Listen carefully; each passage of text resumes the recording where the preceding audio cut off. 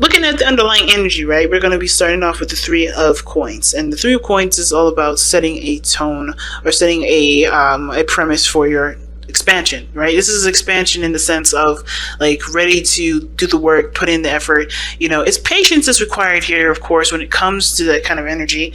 But because of course you're waiting for whatever you've been manifesting to come in, you've been putting in the work. But I feel like as well, right? This is you guys, considering. Oh, excuse me. No, that's not the Three of Wands. I'm sorry. It's the Three of Pentacles. I don't know if I've seen that as Three of Wands, but this is honestly you guys planning for the future, trying to figure out, based off of everyone's weaknesses and strengths, how you guys can move forward. What benefits, what you guys, what you guys benefit from the most working together. That whole dynamic, right? Figuring out what your dynamic brings to both, what does both of your sides bring to the table, if that makes sense. Like, what do you do that can help the other person? What does the other person do that can help you? But also it's also about figuring out, which, if there's a future at all to even be had in the first place, right? Trying to figure out if there is even a future between you and this individual. Right? The reason why this Three of Pentacles, Three of Coins is coming up is because of the Ace of Wands. And I think I just messed up this deck too. Okay, but awesome. With the Ace of Wands. Okay. Damn. You all started out taking action on the relationship. This is something that you wanted, you went after it. Definitely no holding back whatsoever. And this is now about, I think you guys went with passion, went with your heart. You didn't really, think about how the future would turn out. You were just in the moment with it, which is not a problem at all. So now you guys are contemplating and thinking about what plans need to be made going forward. Because there is something, there's either this was reconciliation for you guys. The Ace of Wands can indicate that, you know what I mean? But I feel like there is something like there's something real about this relationship that obviously you want to take to the next level. You just don't know what, you just don't know how, you just don't know what dynamics exist exactly isn't, of the relationship is really going to help you move forward. But you're planning that, you're planning forward, you're getting ready for expansion and moving forward, right? And building of some sort of stability of, a long-term commitment, some sort of legacy together. Now, this could be the one showing up, though. This is somebody that is definitely, again, like you've already met them. I think this person is definitely an ex, but this doesn't have to be. This could be someone that you met brand new that just hit a note in your soul that's singing to the sky right now, that y'all are in love. And I think that's, you guys are just ready to just make this a reality, make this real in the sense of like starting to, expand in love of some sort. It's exciting. Now, starting off with this person here, pick the side, whichever side resonates with y'all the most.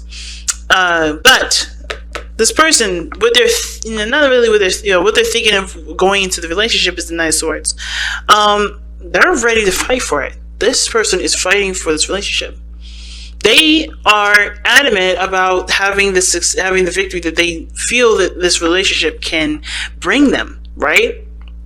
But the thing is, too, that the Knight of Swords is going into it tunnel visioning. He's not looking at other perspectives or other ideas. This person is totally going into it with their own way of thinking, their own style, their own whatever. So they're not really open to different things, which is why the Hangman is coming in for this person. This person is like adamant about fighting for something, fighting for this relationship. They truly want this relationship to happen and for this to be prosperous.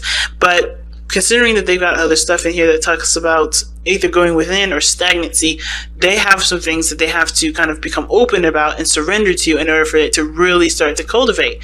Now, the other person has the Ace of Cups. Now, this is, for them, this is like a brand new, this is an emotional, excuse me, I would say this is a new love thing. This is a new opportunity in love, and they do see this as that, but they also see this as an opportunity for spiritual growth. They see themselves as growing emotionally, spiritually, and allowing and trusting their intuition a lot more. This is trusting themselves a big time, because this is a door that's opening to their hearts. And I think this is for them a learning experience for themselves as well, because this is tapping into their emotional space that honestly is they probably never really go into very much, right? This is someone that's very, very, probably very focused on other things, but not their emotions. So this is an opportunity to truly delve into their feels, to truly, figure out their ins and outs of what they, of their hearts, and ultimately too, going after what they want. Now, what's interesting though, is that how they present themselves is the Nine of Swords. They look like they're constantly under stress. They look like they're constantly under some serious pressure. Like they seem like they're, they're full of anxieties. They have tons of anxiety right now, and it's not because the situation is bad, because the situation actually looks pretty good. It's because they have they're not seeing the situation externally. Okay, I see why I was thinking the Three of Wands, because the Three of Wands is actually right here. Okay, but anyway, I knew that I'm like, why am I talking about the Three of Wands and it's not even in this reading? It is in this reading, but anyway. But this person is coming from a place of anxieties and stress and doubts and worries and all these and fears, right? They're coming from a place of not really empowering energy. So of course, right, this is allowing them to have faith, and this is a spiritual growth process for them, because it's about believing in themselves, trusting in themselves, and being okay with going along with it, with how they feel, and trusting that they can accomplish the things that they want to accomplish, despite the noise and the craziness that their mind will come up with that isn't really true. Because the Nine of Swords is about, it's all the stress and stuff that's accumulated and that's come up in the mind, right? This is coming from the mind, and it's not actually coming from the physical situation at this moment, because if that was the case, this person wouldn't have their eyes covered, as you see, right? This person is actually holding their children, it looks like, holding their children and looking out at the darkness of the swords. So, it's interesting with this deck, because this person actually is seeing the situation outside, but they're looking towards the darkness, right? They're looking towards that dark spot, the darkness in the crevices of their mind. If swords are representations of thoughts, they're looking at the darkness of their mind, the darkness of the thoughts. So they're not able to really see the situation clearly, because they're not looking at the situation. They're looking at the thoughts. They're looking at the things that either they've experienced in the past that they don't want happening again, or they're just not very, they don't feel very secure. Okay. Now, that being said, this person here has got some things to change as well. Like, for instance, with the Hanged Man coming up, right? It talks about surrendering to a different perspective. Like I said, this person's tunnel vision in this relationship. They're adamant about fighting for it, but they have to see something from a different perspective. They have to see the situation from a totally different angle. And even though this person is trying to trying to take action in the relationship, perhaps, or thinking that this relationship is needing of action being taken, the Hanged Man is showing that they're not doing anything. And it's not because they can't do anything. It's just because that they're the way that it's like they're hitting a brick wall with the way that they're going about it, and they have to you have to see something from a different perspective. They have to go about it with a new idea or a new way of kind of thinking and communicating in order for there to be an impact. Because I think this person is like, no matter how hard this person is coming at them, there's no effect. Right? This person is in a situation where there's no changes, nothing changing. The situation is still fucking the same. But the thing is that if they see this person from their perspective, right? If they take a look at their, this person, or put the shoes on of this person, they'll be able to understand what they need to do in order for there to be progress, right? Progress is the fundamental problem for this relationship, because there doesn't seem to be very much. Somebody's like, even though this is a new beginning, emotionally, this person is still scared. This person is still worried. This person is still stressed. This person is still, entertaining thoughts that don't encourage growth. At the same time, this person here is not able to do anything differently, because they're hitting a brick wall with the other person. They can't change it because they're not seeing the situation from the perspective that they need to see it in order for things to change, right? So they have to kind of like wear the shoes of the other person in order for them to understand and to create true progress. So, and that's hard, right? I'm going to actually pull another one for that, because I'm going to see what do you guys need to see of this other person. And it's going to be very different for a lot of you guys. It's not going to be the same for everybody, but it does help to kind of get some sort of ideas of what area or what perspective do you need to surrender to, or is it surrendering personally, like surrendering altogether, like not taking action whatsoever, just allowing the other person to do their thing, and you just kind of be open to it, you know? Because it may be that the situation is not calling you for you to do anything, and it's you actually, this person or whoever. I say you, I mean I'm talking to the other person, whoever identifies with this person may be so adamant about getting something that they don't realize that they need to not do that. They may need to just chill, take a step back, not do anything, and actually just be open to things coming in, open to love coming in. Because if they're doing too much, if this person's doing too much, they're going to be, it's like forcing a situation, right? You're going to be, you know, possibly doing the opposite of what you want, right? Instead of making progress and being the person that always does something, you're always going to see situations that don't change. So this person may have to actually take their foot off the gas and actually just coast. You know what I mean? Just coast with it, because that's what I'm getting. This person may just need to coast, and this person needs to just kind of like see that this, you know, the full throttle is no longer on for this person, and maybe that'll give them space to breathe. Who knows?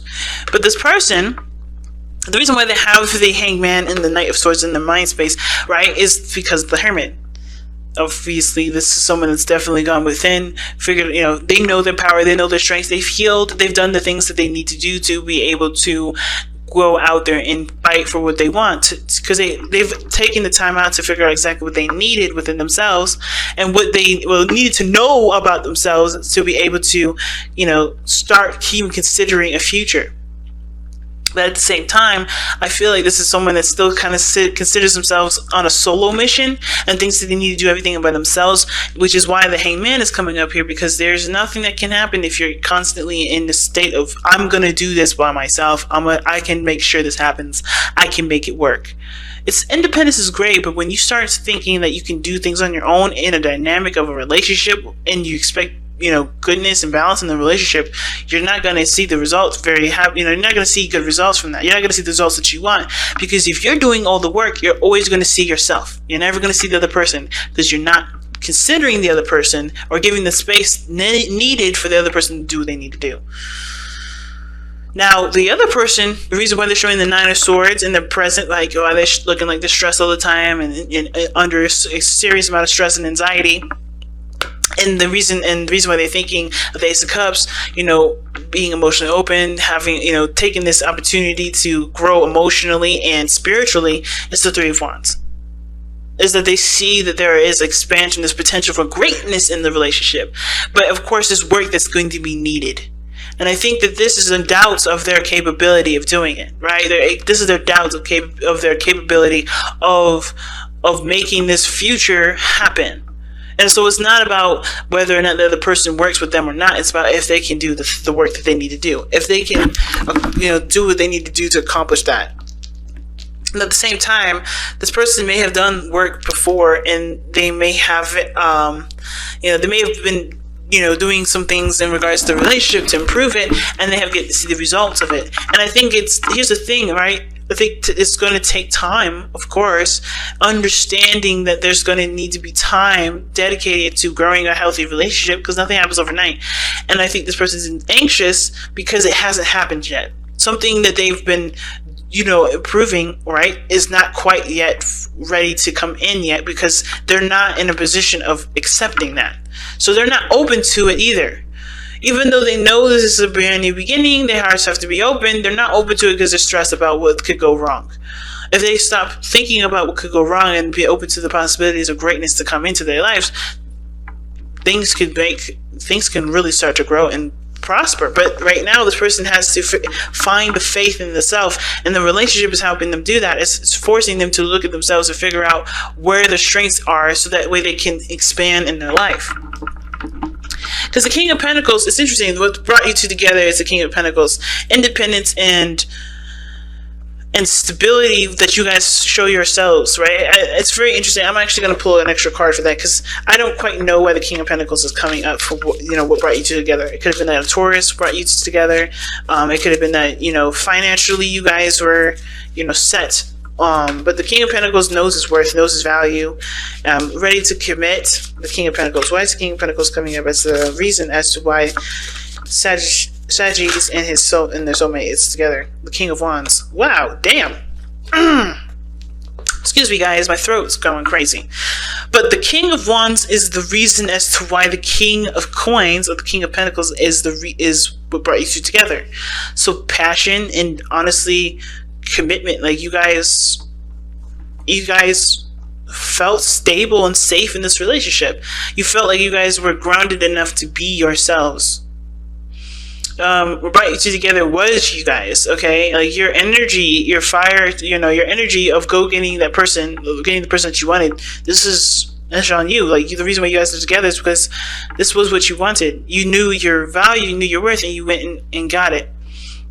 Or somebody of fire energy definitely was, adamant about having the relationship, right? Because the King of Wands only does what he wants to do, and he can be extremely ruthless.